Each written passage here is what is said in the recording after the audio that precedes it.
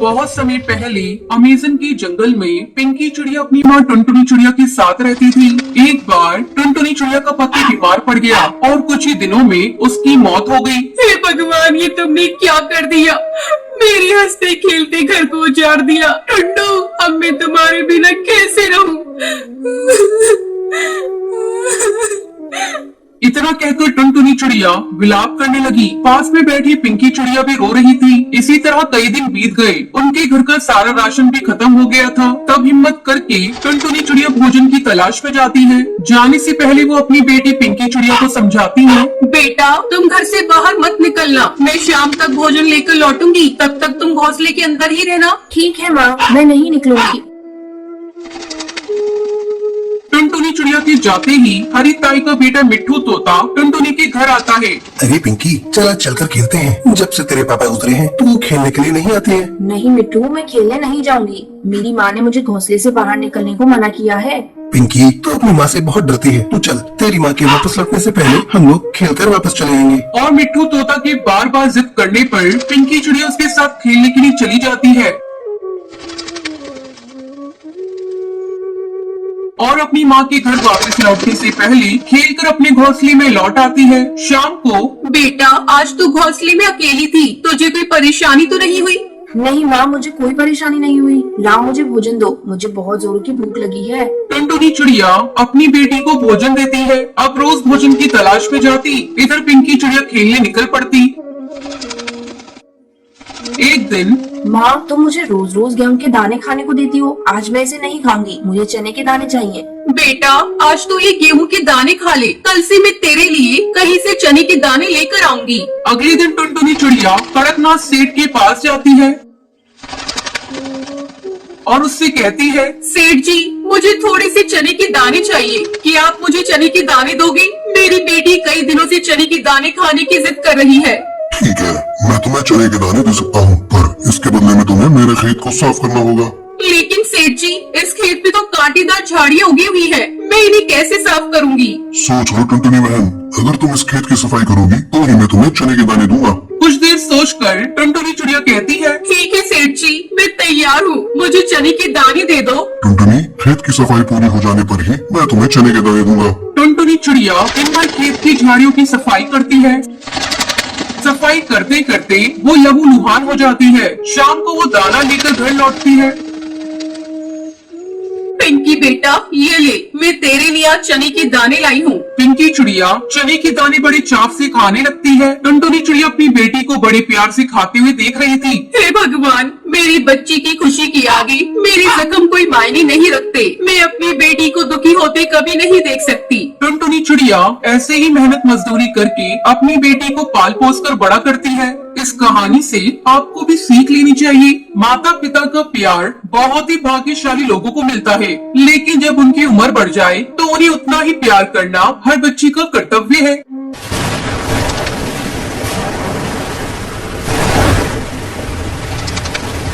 टुनटुनी अपने माँ बाप की इकलौती बेटी थी। उसके माँ बाप ने उसकी शादी बड़े ही धूमधाम से बंटी नाम की कबूतर से की थी। वो एक बहुत बड़ी कंपनी का मालिक था। टुनटुनी अपने ससुराल में बहुत खुश थी। अचानक एक दिन उसे खबर मिलती है कि बंटी की एक दुर्घटना में मौत हो चुकी है। बहू, किसका फोन है? अरे कुछ तो बोल बहू।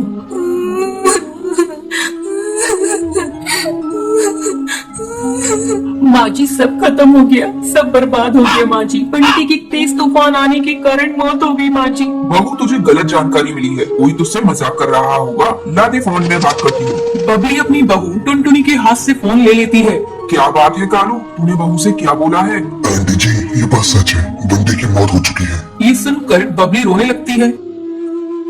इसी तरह समय गुजरने लगता है। एक दिन बबली से मिलने उसकी बहन बेबो आती है। बहना, बंटी के बारे में सुनकर बहुत दुख हुआ। टुनटुनी बहू की अभी लंबी जिंदगी पड़ी हुई है। बंटी तो अब आ नहीं सकता। ऐसा कर तो बहू की दूसरी शादी कर दे। चाहती तो मैं भी यही हूँ बेबो, लेकिन मैं भी क्या करूँ, बहू तो तैयार ही नहीं हो रही है। जब जब मैं उससे दूसरी शादी की बात करती हूँ रोने लगती है। मैं क्या करूँ, मेरी समझ में कुछ भी नहीं आ रहा है। तू ही बहू को समझा। बेबो टुनटुनी के कमरे में जाती है। टुनटुनी कैसी है बेटा? अरे मौसी जी, आप कब आई? मैं अभी अभी आई हूँ बेटा। मैं अभी आपके लिए फ्रूट काट कर ला रही हूँ मौसी जी। बेटा तू मेरे पास बैठ, मुझे तुझसे कुछ बातें करनी है। क्या बात है मौसी जी? देख टुनटुनी, तेरी अभी बहुत लंबी जिंदगी है, तू मेरी बात मान, दूसरी शादी कर ले। अब बंटी तो वापस आ नहीं सकता। मौसी जी, आप ऐसी बातें मत कहिए। मैं बंटी को कभी भुला नहीं सकती। मैं दूसरी शादी अब नहीं करूँगी। देख टुनटुनी, मैं तेरे भले के लिए कह रही हूँ। तू तो जानती है ये दुनिया कैसी है। मौसी जी, मैं दुनिया के बारे में नहीं जानती। अब मैं माँ जी के साथ ही अपने जीवन को बिताना चाहती हूँ। बंटी ही उनका एकमात्र सहारा था, वो तो चला गया। अब मैं माँ जी का सहारा बनूंगी। अगर आप लोग चाहती है कि मैं खुश रहूँ, तो आप लोग मेरा एडमिशन किसी कॉलेज में करा दीजिए। मैं आगे पढ़ना चाहती हूँ। ठीक है बहू, तू जैसा ठीक समझी। मैं तो तेरे भले के लिए कह रही थी। मैं अभी बबली से कह देती हूँ, वो तेरा एडमिशन कल ही किसी कॉलेज में करा देगी। अब टुनटुनी कॉलेज जाने लगती है। एक दिन वो नोट्स लेने के लिए अपनी सहेली के घर जाती है। वहाँ उसकी मुलाकात उसकी सहेली के भाई से होती है। आप कौन है? आप किससे कौन है? मैं बुलबुल की सहेली टुनटुनी हूँ। मैं नोट्स लेने आई हूँ। बबली तो अभी घर पर नहीं है, मैं उसे बता दूंगा। वैसे आपका नाम क्या है? मेरा नाम टुनटुनी है। जब बुलबुल घर पर आती है, तब उसका भाई रॉकी उससे कहता है, बुलबुल, तुम्हारी सहेली टुनटुनी तुमसे नोट्स लेने आई थी। हाँ भैया, मैंने ही उसे घर पर बुलाया था ताकि तुम उसे देख लो और वो तुम्हें देख ले। बेचारी विधवा है और मैं उसे अपनी भाभी बनाना चाहती हूँ। कहो तुम्हारी क्या राय है? ठीक है बुलबुल, मैं टुनटुनी से शादी करने के लिए तैयार हूँ। बुलबुल अपने भाई का रिश्ता लेकर टुनटुनी के घर जाती है। आंटी जी, मैं टुनटुनी को अपनी भाभी बनाना चाहती हूँ। मेरे माँ बाप तो बचपन में ही गुजर गए हैं, इसलिए मैं अपने भाई का रिश्ता लेकर आई हूँ। बेटा मैं भी यही चाहती हूँ, लेकिन टुनटुनी तो शादी के लिए तैयार ही नहीं है। बस आंटी जी, आप हाँ कह दीजिए, मैं टुनटुनी को मना लूंगी। बुलबुल टुनटुनी को शादी करने के लिए बहुत मनाती है। आखिरकार टुनटुनी शादी करने के लिए मान जाती है। और एक दिन धूमधाम से टुनटुनी और रॉकी की शादी हो जाती है। टुनटुनी अपने ससुराल जाकर खुशी खुशी रहने लगती है।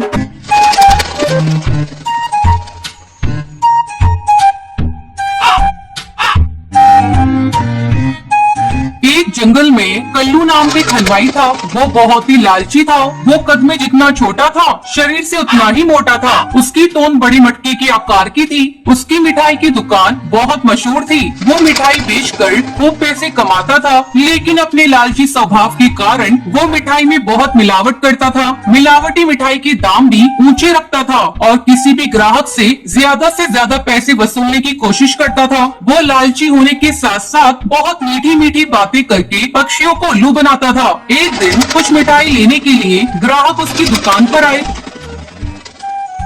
तब उसने अपनी तोंद पर हाथ फेरते हुए कहा, आओ टुनटुनी बहन, आओ बहन, सारी की सारी ताजी मिठाइयाँ हैं। लड्डू, बर्फी, जलेबी, बर्फी, पेड़ा, गुलाब जामुन सब ताजे ताजे हैं। बोलो क्या क्या लोगे, कितना तो लूं? टुनटुनी ने कहा, कल्लू भाई, बड़ी महंगी रहती है तुम्हारी मिठाई। कल्लू हलवाई ने मुस्कुराते हुए कहा, बहन टुनटुनी, ऊंचा दाम अच्छा नाम, ऐसी मिठाई पूरे जंगल में नहीं पाओगे। पेड़े और बर्फी तो बिल्कुल शुद्ध खोए की बनवाता हूँ। कल्लू भाई, ये पेड़ा तो आज का बना हुआ नहीं लगता है। कल्लू हलवाई ने टपाक से कहा, अजी टुनटुनी बहन, ये पेड़े अभी अभी ताजे बने हुए कारखाने से लाया हूँ। खुशबू से अंदाजा लगा लो मेरी बहन। इस प्रकार से वो अपनी बासी मिठाइयाँ भी बेच लेता था। कल्लू मिठाइयाँ बेचकर बहुत पैसे कमा रहा था, फिर भी उसके मन में और लालच आता गया। उसने एक दिन खोए के व्यापारी से संपर्क किया, जो मिलावटी खोए का व्यापार करता था। हलवाई ने उससे मिलावटी खोया खरीदना शुरू किया। उसे मिलावटी खोया आधे से भी कम दाम में मिल जाता था और वो उससे मिठाई बनाकर बहुत पैसे कमाता था। इस प्रकार वो पक्षियों की सेहत और धन दोनों के साथ खिलवाड़ कर रहा था। कल्लू हलवाई की पत्नी ने एक दिन उसे टोका और कहा,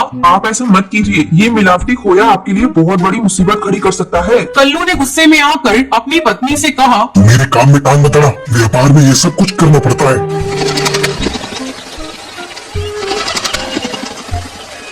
एक दिन बहुत सारे ग्राहकों ने कल्लू की दुकान से बहुत सारी मिठाइयाँ खरीदी।